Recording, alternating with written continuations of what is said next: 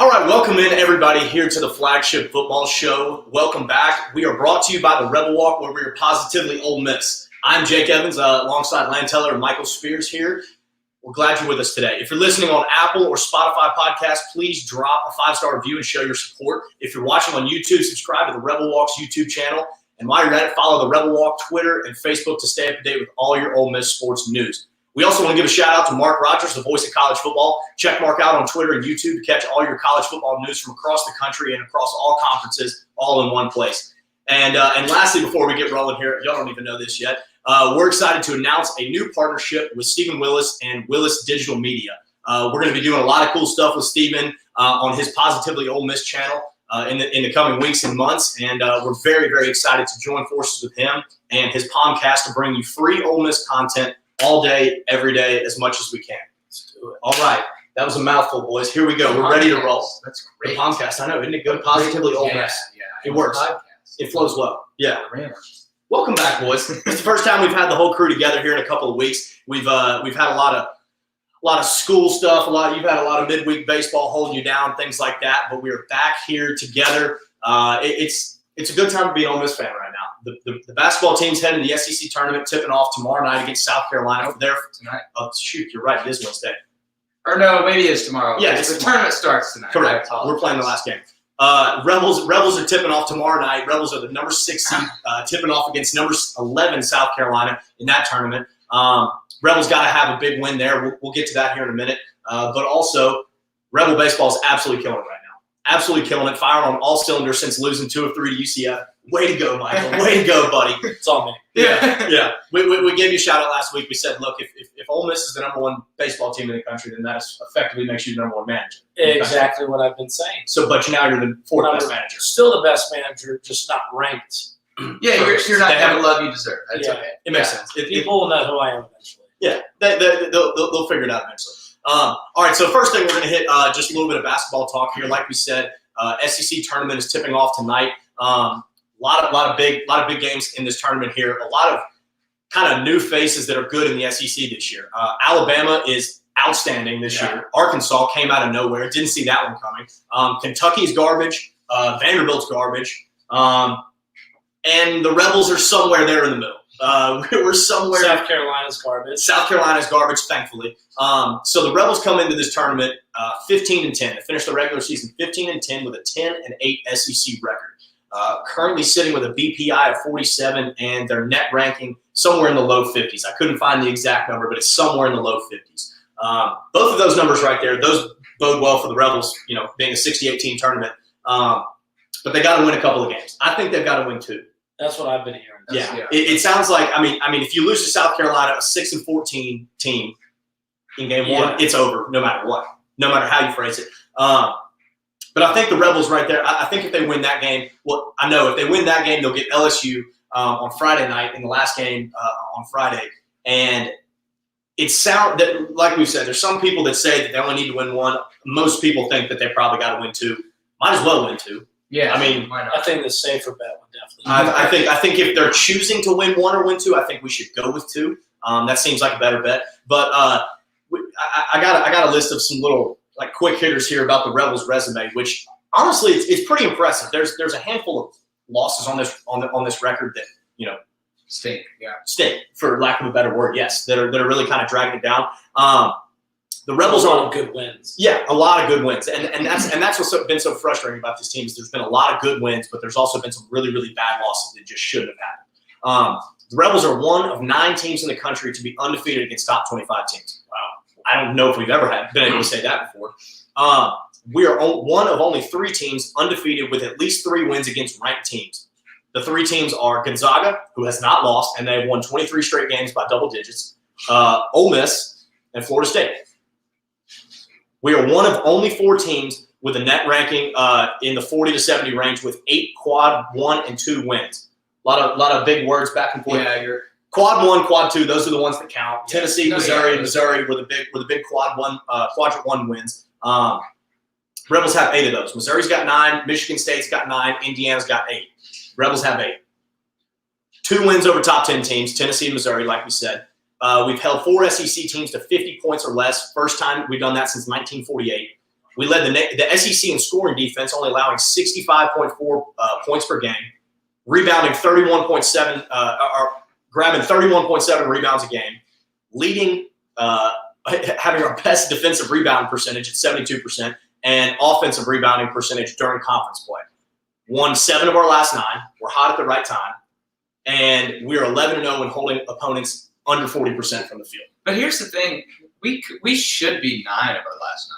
Is the problem? That's the thing. If it was 9 of our last 9, I think we'd have a tournament spot. Oh, 100%. Yeah, I think so too. Because we'd be sitting. Or even if you're 7 of your past 9 and you lose to Missouri and Columbia, and you lose to maybe Tennessee or something. I don't know. Well, I'm saying, yeah, yeah. I mean, the fact that our 2 losses in our last 9 games is a 500 Mississippi State team at home.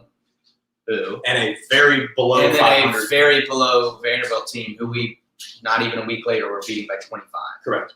So, well, and so like we said right there, if the Rebels win 9 of their last 9, which they should have done, we were sitting talking about it a couple of weeks ago. I think we had 12-6 in the SEC. Right, 12-6 in the SEC with a 17-8 record. Hell, at that point, the Rebels could be ranked at that point. At 17-8 with a 12-6 SEC record, potentially, we'd be flirting with being ranked, and I think a tournament spot would be all but locked up at that point. I mean, you may still be in a play-in game spot, but right. You would probably feel a lot better. But you feel a lot better. You wouldn't need the 2 wins that we're talking about. The Rebels definitely need in the SEC tournament. At this point, they've got to win 2 to get in, I think. But if that was the case, and you play the what-if game all day long, that's the fun about being an Ole Miss fan, is that you play the what-if game with every sport all day long. We play the what-if game with football, and I think we determined we should have been like 9-1. Yeah. I think that's what we determined 14-0.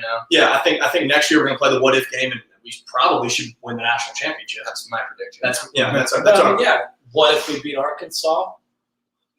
And then what if we beat Auburn? Mm-hmm. It didn't tip the guy's hand. Or what if we beat? Or what if we finished to beat Alabama? I was going to say, what if we finished the last 3 minutes of that game and beat Alabama? I mean, it goes on. And then you go, what if you didn't get that roughing the passer call against Florida? Yep.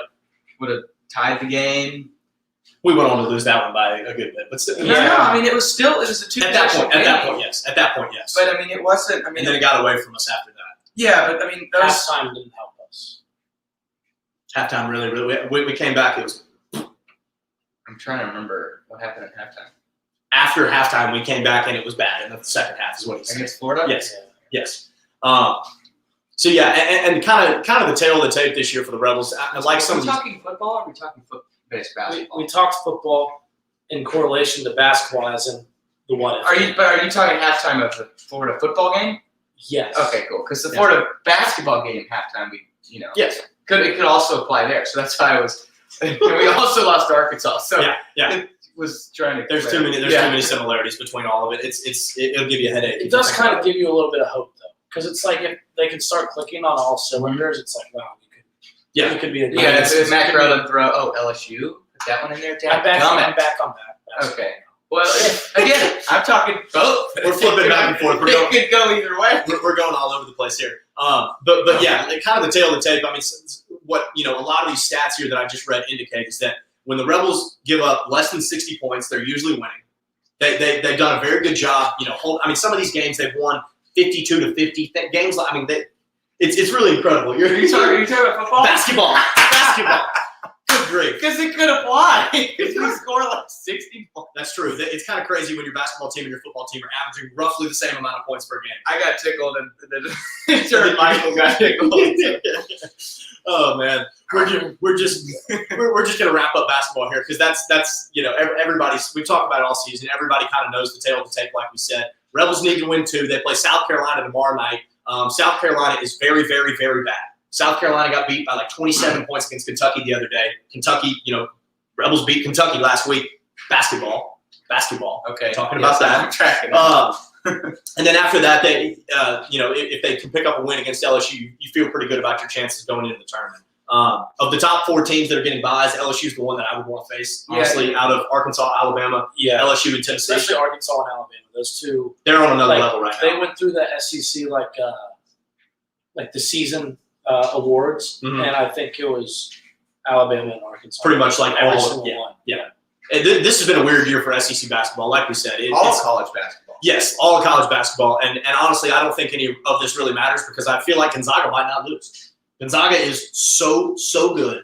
It's not even funny. I know feel y'all. like they always go into the Yeah. tournament. See, See, who do one they or two play? losses. I'm actually. They play in. I can't remember what They're in the, it's one of those they're in the Western Mountain West, aren't they? Yeah, Or something like that. that. But the thing is like that they're not just beating people like they're not just winning a few games here and there against the St. Mary's or whoever. I mean, they're like I said, they won 23 straight games by double digits. What is their net? They're cruising one. I thought net was strength of schedule. Is it not? Ooh, hold on. I think you're right there. Anyway, what I'm saying though, Gonzaga's got. I think last, if I remember, I'm pretty sure Gonzaga's got 2 lottery picks on their team. They got one of the best big men in the country. I mean, they're on a whole nother level. So like I said, none of this might matter, and when it all comes down to it. I mean, Duke's bad, North Carolina's bad, Kentucky's bad. This year makes no sense. It makes no sense. We'll wait here for 1 sec, see what you got.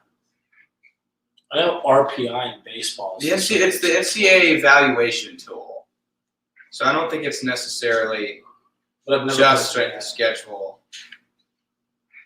Yeah, I mean it is number one, but I thought it was strength of schedule. I'm curious what their strength of schedule is. Not great. I would It's say. pretty bad. It's pretty low, but I mean, That's why I won't bet on. you can't do anything about your schedule. But the one thing you can't do about your schedule is beat them all by 20, Yeah, I know. Yeah, and that's what they do. I mean, they always do well in the tournament. Yeah. yeah. It's just can't they get always over go the hump. in as a number 1 seed with 2, maybe 3 losses, and then they end up, somewhere Sweet 16, Actually Elite Eight, facing- something like that. facing a good team from a good conference. And Unrelated, I'm picking Michigan.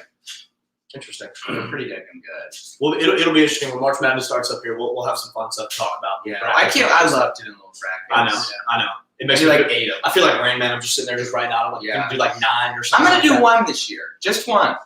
Hot take. I think Well, that's right. there'll be a perfect bracket. If this year. there's, There will be a perfect bracket this year. I think that's my hot take. This just feels like I mean, with all the craziness that's Yeah, happened, this it'll seems probably be me. yeah. Well, I'm gonna pick Ole Miss. Heard it here first. so Heard it here it's first. probably gonna be mine. I have to too. I have to do one where Ole Miss wins because it's fun to have the confetti on your hat and it's Ole Miss. Yes. Oh, this is the national Yeah, championship. yeah. And for a second, you're just like, I feels knew so it. good. I knew it could do it. Feels so good. But then I'll have a real one where I'll probably pick Michigan or Okay. Baylor or something, maybe. I don't know. maybe. Baylor's good this year. Yeah, they're gonna lose. That's basketball. Yeah. That's basketball for us. With some random football mixed in the middle. All right, I think this would. We didn't decide beforehand. I think this is a good time for us to. The live stream will keep rolling. We'll keep talking. But we encourage you to jump over to Spotify or Apple Podcast if you're listening. This right here is where we are going to stop, and we are getting. We got another good little 2.5-minute clip from Benny Picks. Benny Picks? Just absolutely hammering away on the Yes. banjo. Somebody asked me last week. They're like, "Why you just throw a random banjo right in the middle of it?" And I'm like, "Why the hell not?" Everybody loves a banjo. This is America. Yeah. I mean, what do you want to? Do you just want us to talk the whole time, or would you rather have a nice little bit of entertainment? It's like an intermission. Yeah, Yes. exactly. We'll collect our thoughts for a moment, and like I said, if you're on the live stream, I encourage you to jump over to Spotify after we post this and Apple, and here's some of the fantastical picking of Benny Picks.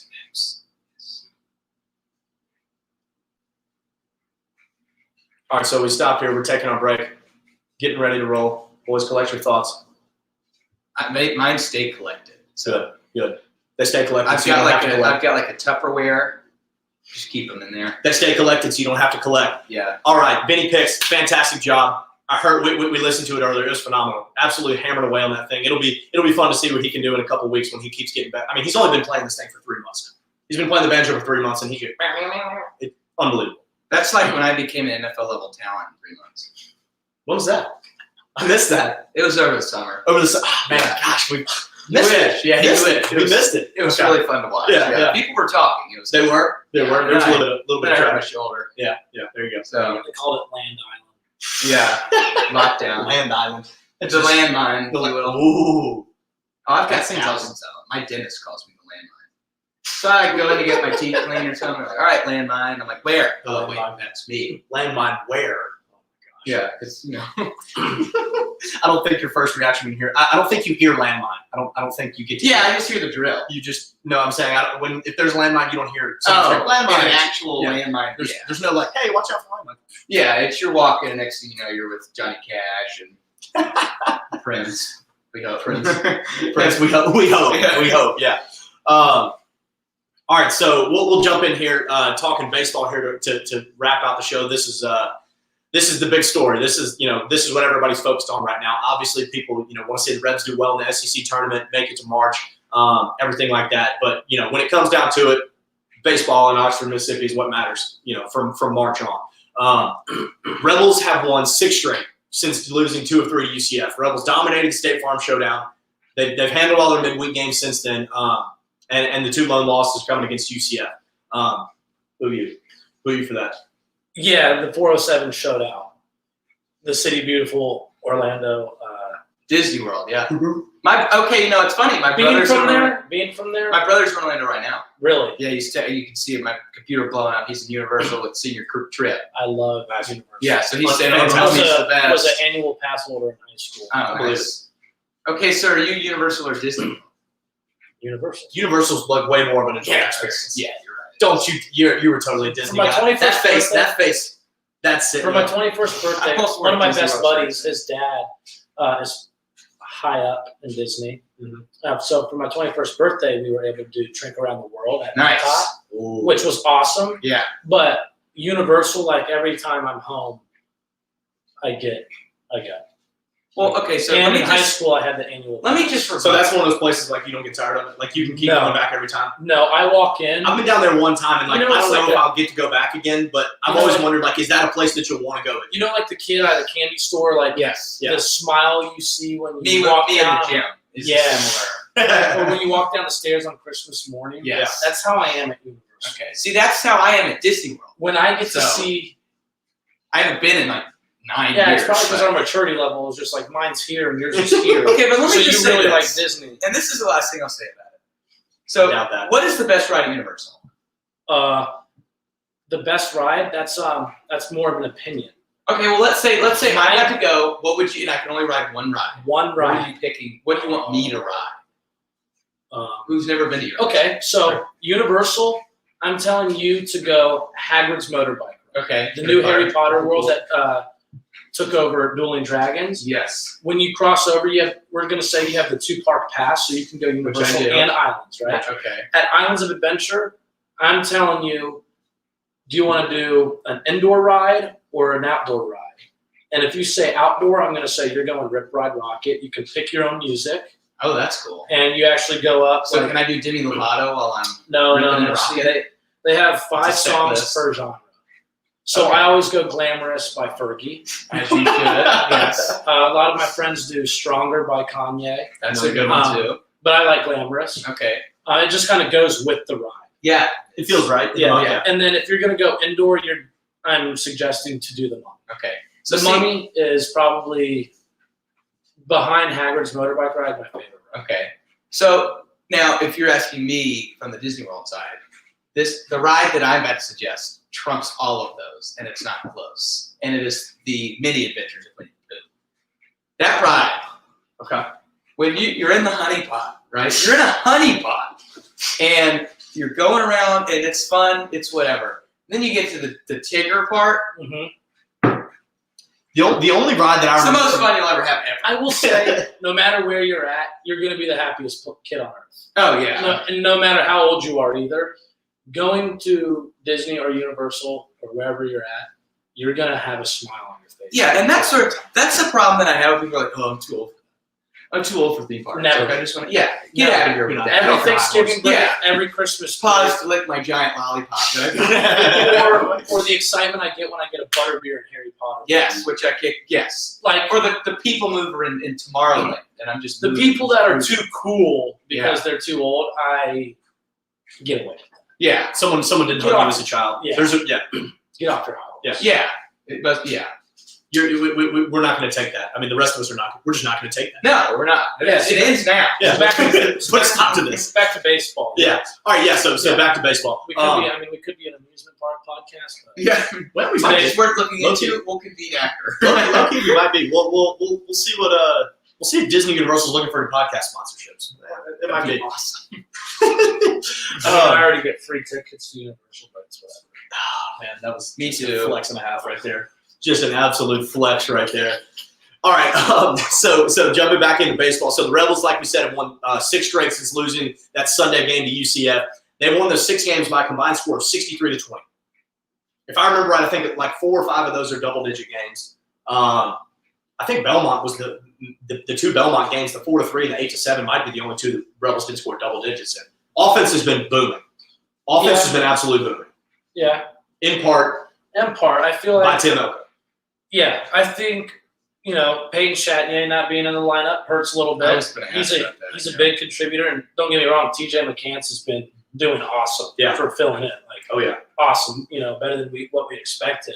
I just think Peyton's a little bit of a spark plug, and for sure. can definitely get it's just he's one of our best bats, so not having him in the lineup definitely hurts. Well, he's great. He's great He's on a- defense. Yeah. He's Well, I a mean, great defender, but he's a run scorer too. Like he gets on base, has gritty at bats, and then gets on base, and it seems like he scores every time. Yeah. Well, he won SEC Player of the Week after Week 1, tore it up the State Farm Showdown, and then I guess got hurt in Game 3 of that series. Yeah. Pulled his Any update on him? Any idea? Look for him to DH this weekend against Okay. ULM. That's Okay. good.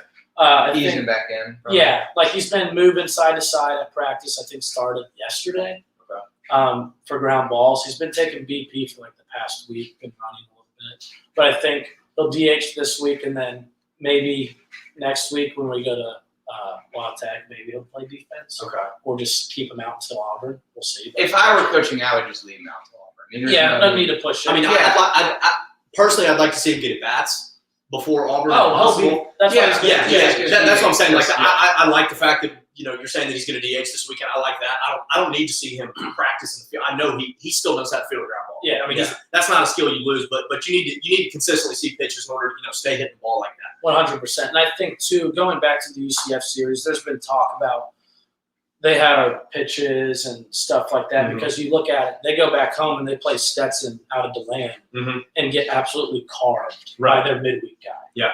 And then they come here and they are Which yanking by the fast- transitive property means Stetson is the number 1 team in college baseball. they are in theory, yanking yes. fastballs to the pull side off of Doug and Gunner and Doc. Yeah. And it's like, and then spitting on everything that spins that's close to the strike zone but ends up being called. Like, it was like, I guess It just didn't seem right. yes, it seemed like they definitely had an edge on us somehow, some way. And I'm not saying, we'll never know. But they took really good at bats, and then to go back and lose, they lost the midweek before us, and then lost the midweek right after us. And it's like, how can you take such? They've been laying eggs left and right, but Ole Miss that weekend was like the shining spot. Probably their entire And season. Brandon, you're the number 1 team, so no matter who it was going to come in and try to play their best against. Yeah. But it was just like, holy smokes, how are they taking such good at bats, spitting on such good off speed pitches, not even chasing, and then yanking fastballs to the pull side. Like they weren't late. Yeah. It was just like, it's kind of makes you think just like, all right. Something's a little fishy. Yeah. And the thing is part of, that there could be absolute, that like you said, they might have just come in and it was all good, like full go. This is the number 1 team. We're going to try and win 1, and they end up winning 2.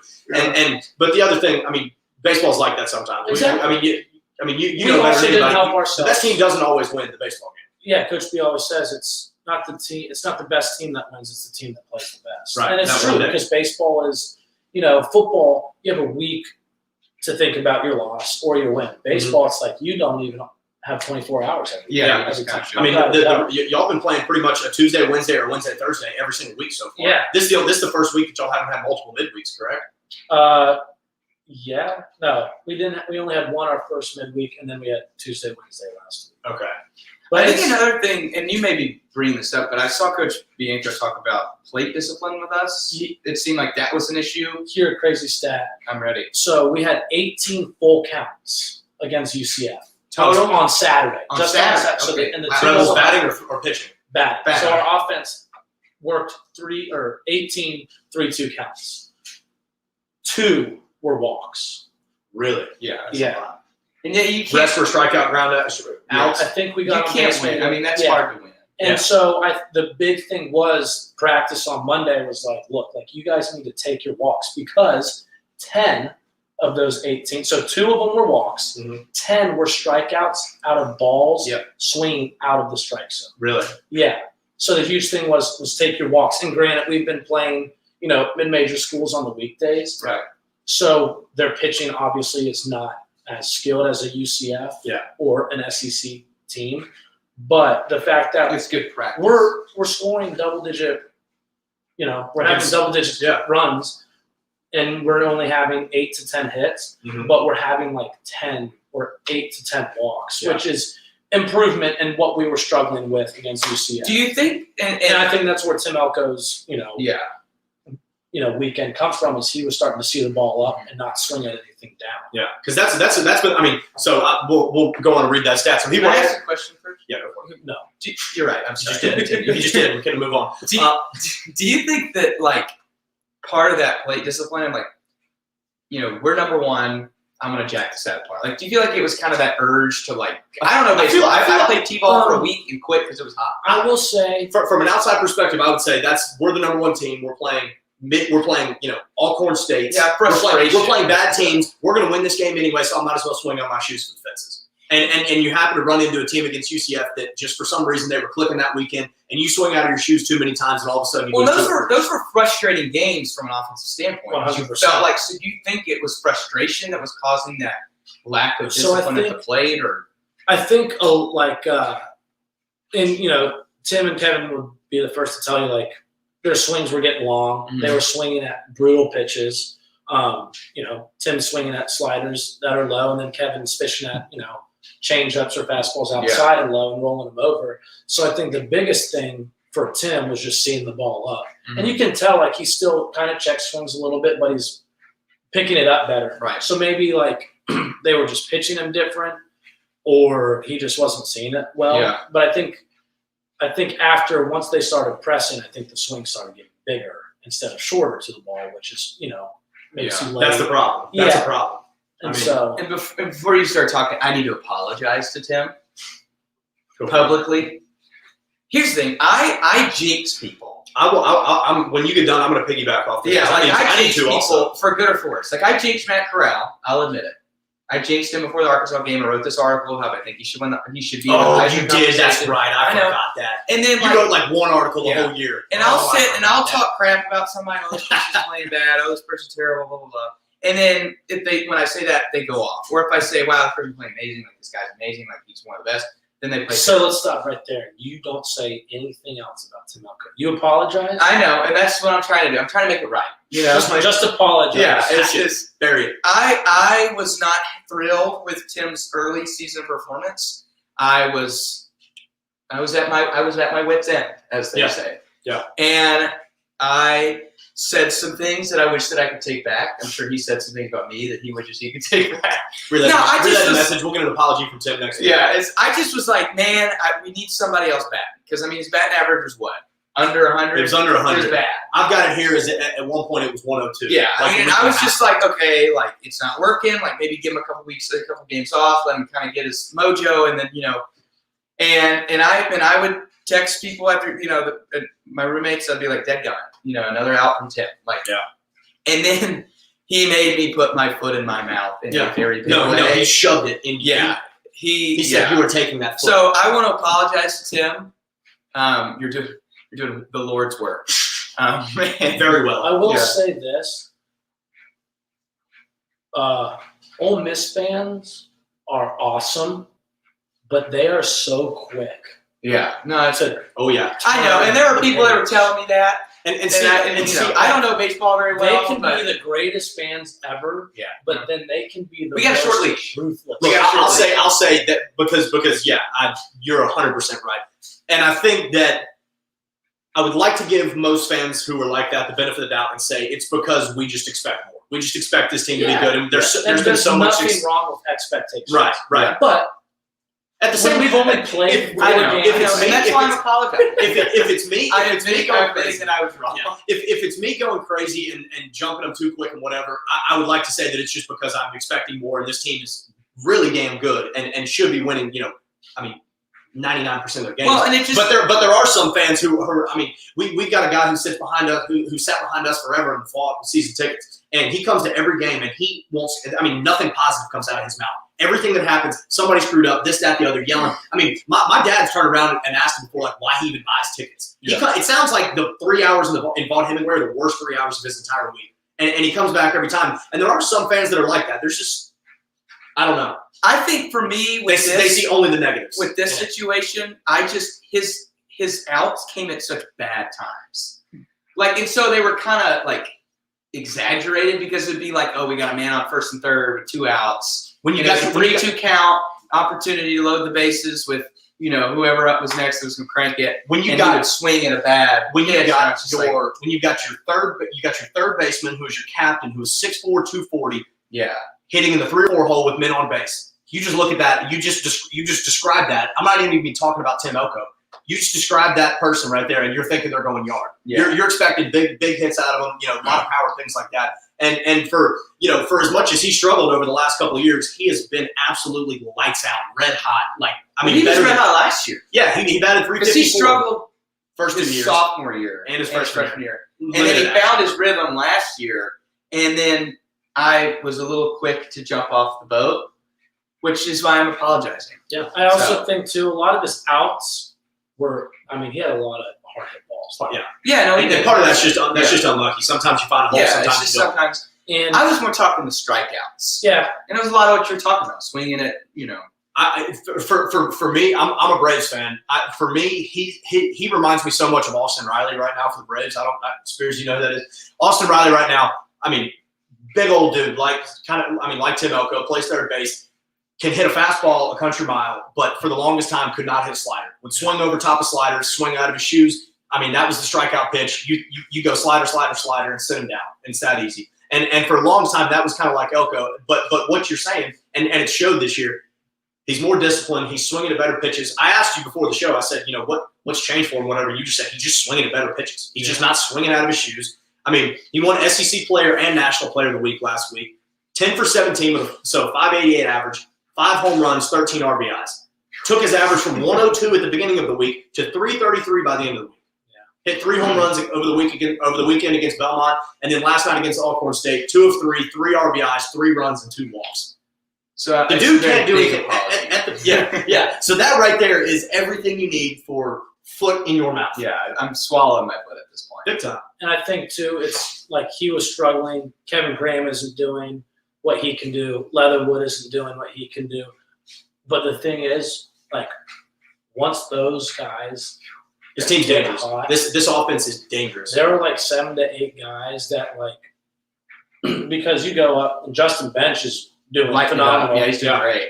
He's a really tough out. And then you go to Jacob Gonzalez or Peyton Chatney, whoever would be in second, a really tough out.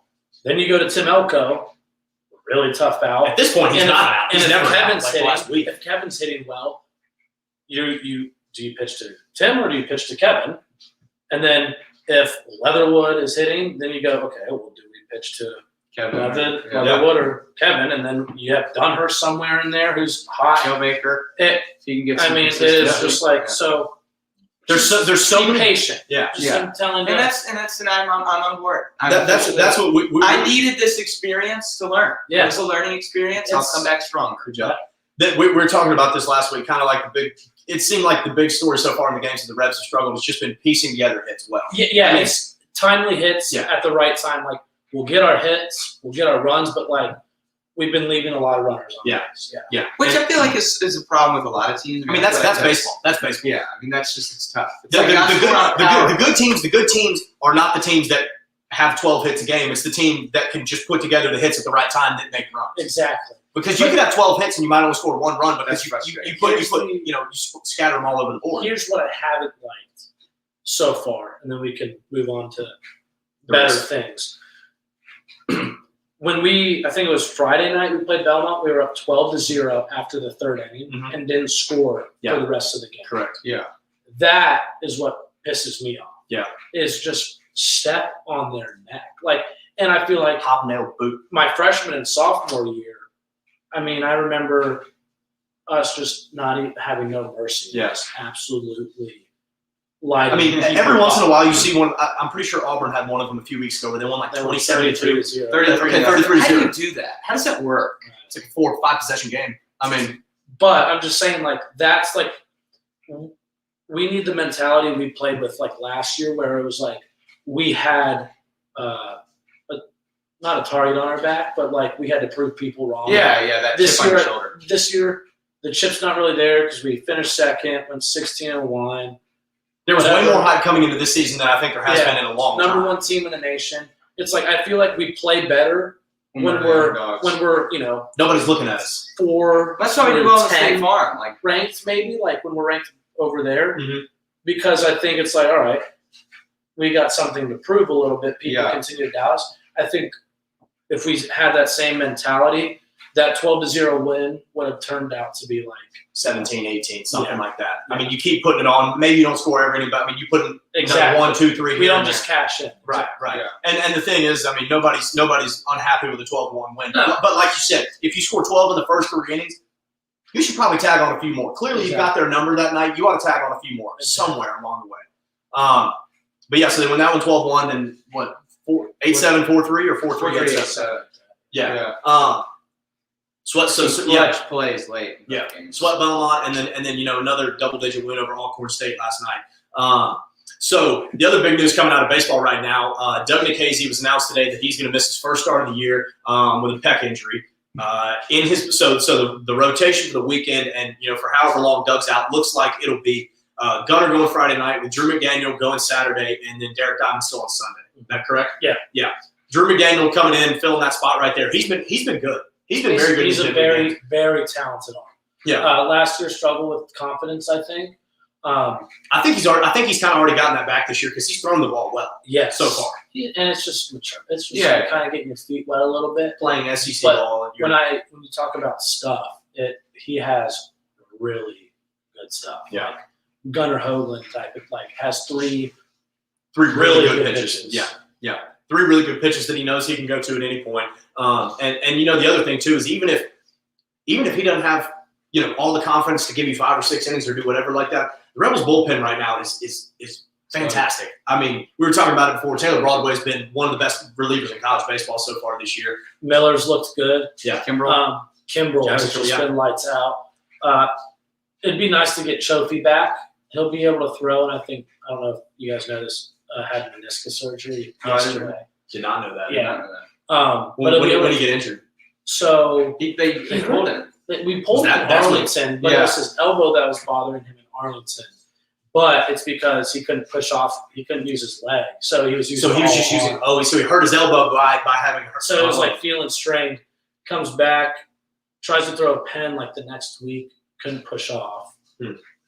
Goes and gets it checked out. It was really bad. Apparently, wow. Had surgery. He'll be able to throw in 2 weeks and then be able to pitch in 4. So it's a short term. Yeah, the meniscus thankfully is a short. It's if you're going to hurt anything in your knee, that's. But once we get him back, I think we'll be. It'll bring a lot of pressure off Broadway too, because you could go Broadway Friday night and then Chofie Saturday, and then you can staff it on Sunday. Mm-hmm. So I think because right now Broadway's just with Forsyth not doing as well as we all expected, it's kind of putting a lot of stress on. But that's the thing is, it's same with that. If Forsyth starts getting some rhythm going, there's a lot of young, talented freshmen who've in that you can start getting some consistency. That's the great thing. That's the great thing about this team is offensively and pitching wise, there's a lot of good depth here. Yeah, Josh Mallets looked really well. He's got the confidence. Yeah. And then we went with 2 other freshmen right after him with Luke Baker and Cody Adcock, who are going to be, I think, really good arms. They threw perfect innings before they leave here. So. Would you agree that pitching in baseball is goalie in hockey? Where if you have a good goalie in hockey, you will win most, if not. Yeah. I feel like pitching is probably if you have a good deep bullpen of really good pitchers. Yeah. You really have a shot. You have to. Obviously you have to score runs to win, no matter what. So offense. But I think it's the same kind of concept though. You got to build from the back up. You got to build. When you have 2 really highly talented arms in Doug and Gunner, you feel very confident because it's like, okay, well, now that offense has to do really, really well. Yeah. And then Doc on Sunday has looked phenomenal also. Yeah. So then you're like, gosh, we could sweep every single weekend. But then you come back and it's like, okay, Vanderbilt has Jack Leiter, Kumar Rocker, Florida's got Jack Leftwich and Tommy Mays. But having two good arms and a bullpen, it's like, all right. Then if you goes into a bullpen game, you're like, all right, our depth. You feel good. Yeah, and I think that's something that's how is their depth? Right. Yeah, I think that's what's gotten us in trouble in the last couple of years is that like we've had great pitchers. Yeah. But then when you start going into a bullpen game, we start kind of petering out. I feel like my freshman year, I think, was the best we were out of the pen. We had, because it went Rolo Friday, Feigl Saturday, who both were going to give you 6 to 7. Yeah. And then you could use Caracci or Will Stokes or a lot of good passed arms right there. Yeah, but Will Etheridge was a dominant bullpen arm. He was. Yeah, he really was. Well, because he was our Friday guy my sophomore. Yeah. But I mean that kind of tied it all up right there. I mean, looking at it this year, going if you got Doug, Gunner, and Derek Diamond going, for all 3 games in your series, like you said, you feel like you can sweep all 3, and you also feel like you maybe don't need more than 3 runs in any game to win. Yeah. I mean, obviously, yes, you would like to score 50 if you could, but like you really feel like if they've got their stuff that day and your defense doesn't make any errors, 3 runs can win you a game with any of those arms. Because those guys right there, I mean, they've got the stuff, and if they're throwing well that day, you're getting probably at least 6 or 7 innings out of them if they're really on it that day. I'm just saying, there's probably going to be a lot of 1-0, 3-2 ball games coming up here soon. And really, in SEC. I'm very excited for SEC. I mean, so right now I had it written down here. The top 5, according to D1 baseball: Arkansas, Vanderbilt, Mississippi State, Ole Miss, and Florida. And we play all. And we play all of them. We play all of them. Arkansas at home. Yep. Vanderbilt at home. Yep. Florida at Florida. State. Yeah. My thing Governor's is, Cup this year? I don't know. No. I don't think so. I'm not sure. I think they canceled it for COVID. Arkansas and Vanderbilt are obviously always 2 really solid ball clubs. I think Florida Arkansas always has a good offense. I guess their pitching has, because Yes, usually it's they improved. don't have a bullpen. That's been their problem. That's how Ole Miss been able to beat them in years. Yeah. They've been able to squeak out wins in 6, 7, 8, 9 games. Vanderbilt is always always have a top round. They're baseball. And they're so good at like small ball and stuff. I mean, Tim Corbett is such a genius with small ball stuff like that. I mean, he doesn't. They don't even have to just knock home runs around. State has like big arms, like 95 plus. Yeah. They struggle throwing strikes, or it's like effectively wild. Like they'll get you in a lot of 3-2 counts, and then you'll chase at a ball out, like type of things like that. Right. And obviously their offense is just really scrappy and really good.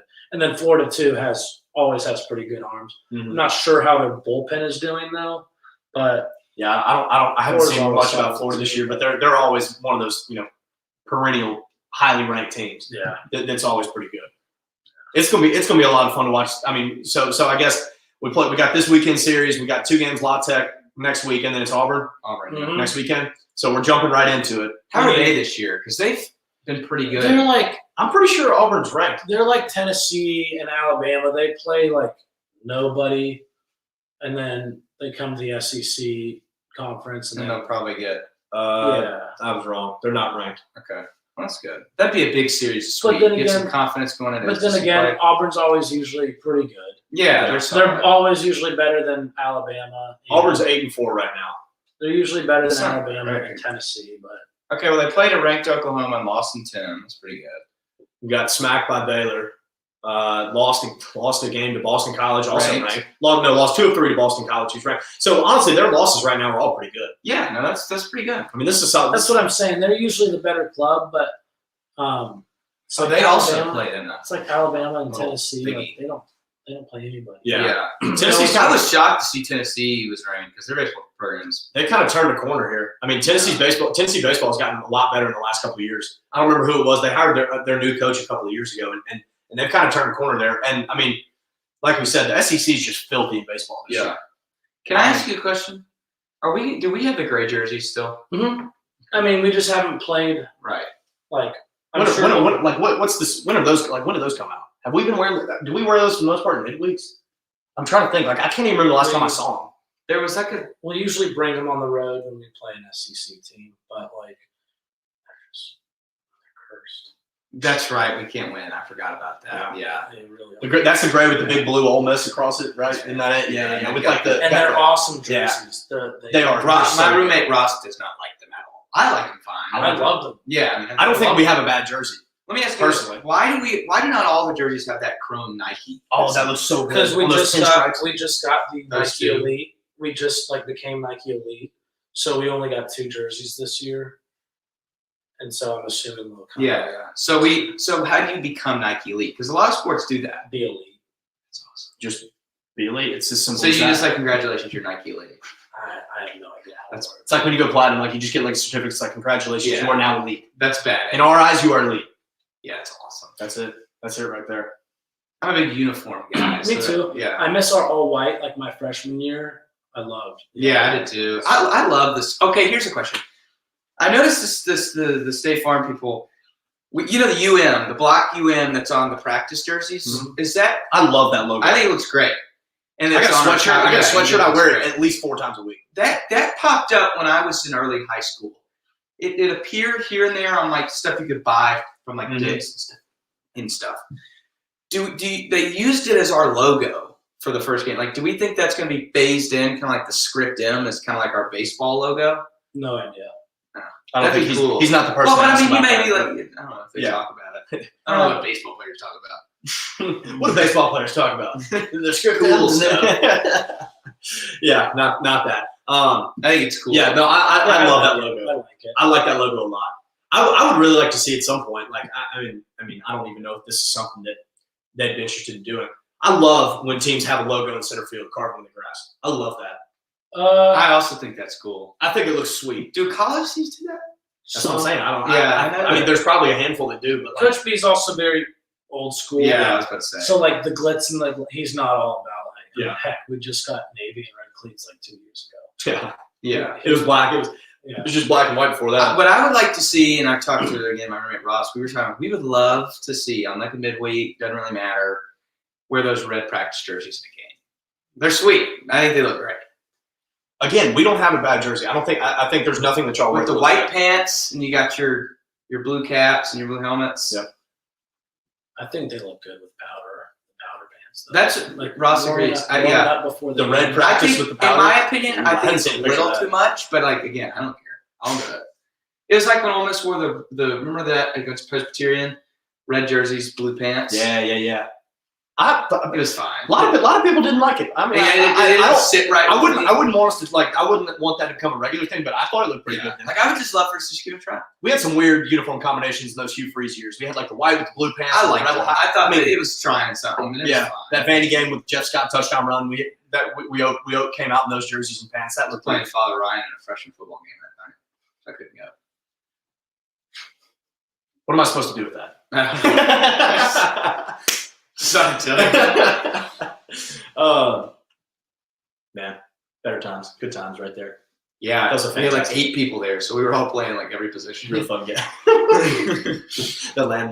The landmine in action. Blowing stuff up on the field. Yeah, that's as you, they that's say, you. know? All right, so yeah, Rebels take on.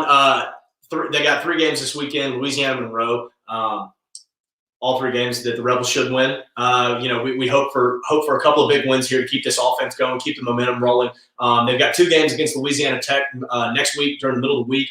Louisiana Tech plays at Arkansas this week, so it'll be kind of interesting to see. Maybe Louisiana Tech can, I don't know, throw us a bone and pull one from Arkansas or something like that, because Arkansas still has not lost yet. Very close against us. They've been close. SEMO gave that game away. That was when we were waiting to record the podcast last week. Was it SEMO? Yeah, it was SEMO. And so Arkansas still hadn't lost yet. So maybe La Tech, like I said, can throw us a bone and steal one Fable this weekend. But yeah, y'all got anything else? We're ready to roll here this weekend. Tim Elko's red hot. Drew McDaniel's popping in for Nikhazy into his spot this weekend. And like I said, Rebels look to stay hot. They've been absolutely crushing the baseball since they lost to UCF. Things seem to be clicking on all cylinders here. Good job, I like Michael. You're Thank doing you. good stuff. Yeah, Good I'm job. what makes this program go round. That's right. That's the oil that's keeping the gears turning right there. All right. So from all of us here at the Flagship Football Show, the Rebel Walk, Stephen Willis, Mark Rogers, everybody, we want to thank you. Tune back in next week. All right, we go hit that there. Thank you if you're watching on Periscope or Twitter right now.